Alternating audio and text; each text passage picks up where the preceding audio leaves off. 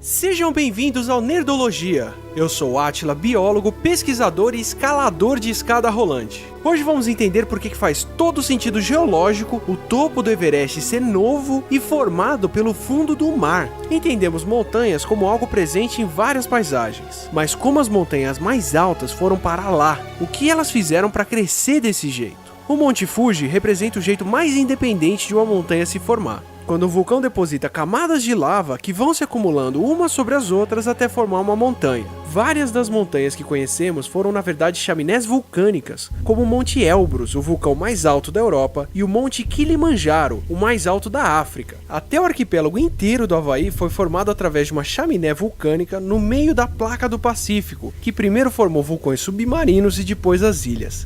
Entre elas Big Island, onde ainda dá para se ver os vulcões ativos. Todo esse vulcanismo na ilha mais nova, Big Island, fez a maior montanha do mundo. Daqui do alto do Mauna Kea, que vocês estão vendo aqui atrás, são 4.200 metros de altitude.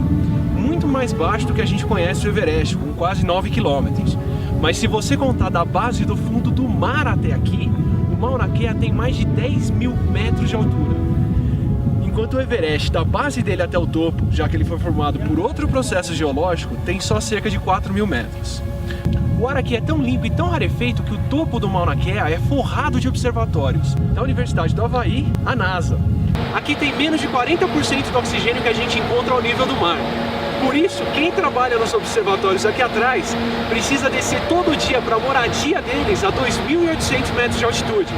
Assim eles conseguem respirar um pouco melhor, mas se mantêm aclimatados para voltar para cá no dia seguinte e trabalhar aqui. Já a cadeia dos Andes mostra a forma coletiva de montanhas se formarem, que gera picos a mais de 6.000 metros de altitude. Como já contamos no Nerdologia sobre o centro da Terra, a superfície terrestre ou crosta é uma camada sólida boiando sobre magma que se comporta como líquido. Isso faz com que a crosta tenha movimento através de placas sólidas enormes chamadas de placas tectônicas. A aceitação dos movimentos tectônicos e da deriva continental é bastante recente, como Bill Bryson descreve no recomendadíssimo Uma Breve História de Quase Tudo. Enquanto a placa africana avança para cima da Europa, se afastando do Brasil a cerca de 2,5 cm por ano, nós aqui no Brasil estamos relativamente livres de terremotos, porque ficamos no meio de uma placa enorme, a sul-americana, onde pouca coisa acontece. Já na outra costa do continente, a nossa placa está avançando para cima da placa de Nazca, mais antiga e mais pesada, em um processo chamado de subducção. As rugas do continente se desdobrando sobre a placa de Nazca formam a Cordilheira dos Andes, uma série de montanhas e formações que se estende do sul da América do Sul até Colômbia e uma pontinha da Venezuela. O maior pico, o Monte Aconcagua na Argentina, chega a quase 7.000 metros de altitude. Por isso, tantas cidades da América do Sul como La Paz são tão altas. E por isso temos vulcões e terremotos violentos na costa do Pacífico. Mas tudo isso é brincadeira perto do conjunto de montanhas que separa e regula o clima da Ásia, o colossal Himalaia, ou Morada da Neve. Uma cadeia de montanhas de quase 3.000 quilômetros, formada pelo norte do que era o continente indiano, colidindo com o continente asiático há cerca de 70 a 50 milhões de anos atrás, e enrugando conforme entra embaixo da placa tectônica da Eurásia. Sim, com muita determinação tectônica, a placa indiana subiu desde mais ou menos onde está a Austrália até colidir com a Ásia e entrar embaixo dela. O Himalaia foi formado pelo que era o fundo do mar do norte da Índia, que se enrugou e foi empurrado para cima. Por isso encontramos calcário e fósseis marinhos no alto do Everest, a mais de 8.800 metros de altura. Esse movimento é incrivelmente recente e ainda acontece, já que a Índia ainda está entrando na Ásia e empurrando o Himalaia meio centímetro para cima a cada ano. A cicatriz da colisão de continentes é tão monstruosa que formou quase todas as 14 montanhas que passam de 8.000 metros de altitude, enquanto o monte mais alto fora de lá é o Aconcagua. Uma cadeia de montanhas tão alta que influencia o clima do mundo em uma escala global, barrando as chuvas que sobem da Índia em direção à China e formando as nascentes de rios como o Ganges, que servem mais de 600 milhões de pessoas.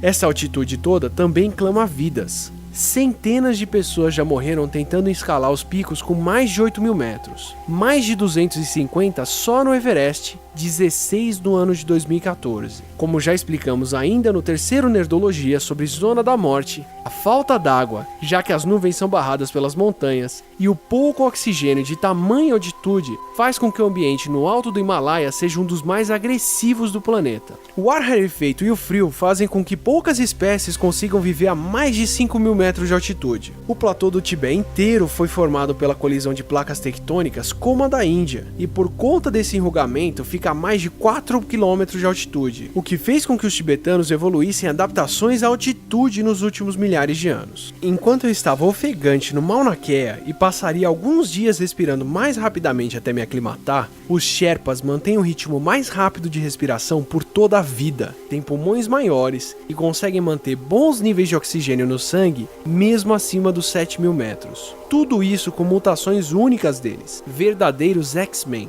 Quanto ao Homem das Neves ou Yeti, tudo indica que além da falta de ar, os animais avistados até agora são ursos típicos da região. Mas não deixa de ser legal saber que até centenas de milhares de anos atrás, um primata enorme chamado Gigantopithecus realmente vivia naquela região. Não se esqueça de curtir e compartilhar o vídeo, assine nosso canal para mais falta de ar e até a próxima quinta. Um agradecimento especial a Lúcia Mala do blog Mala pelo Mundo e a Cláudia Show do blog Ecodesenvolvimento pelo apoio. Esse Nerdologia é um oferecimento de Far Cry 4 da Ubisoft. Visite o mundo aberto e diversificado de Kyrat, entre as montanhas do Himalaia. Conheça a natureza exótica do local, enfrente tigres, rinocerontes e transforme um elefante em uma arma destruidora imortal. Jogue a melhor experiência já criada para o universo de Far Cry em partidas co-op, com uma imensa variedade de veículos e armas. Salve o mundo enquanto tenta sobreviver à tirania e sadismo de Pagan Min. Disponível para PS3 e PS4. Por favor, críticas, comentários, sugestões aqui embaixo e nos nossos perfis no Twitter e no Facebook.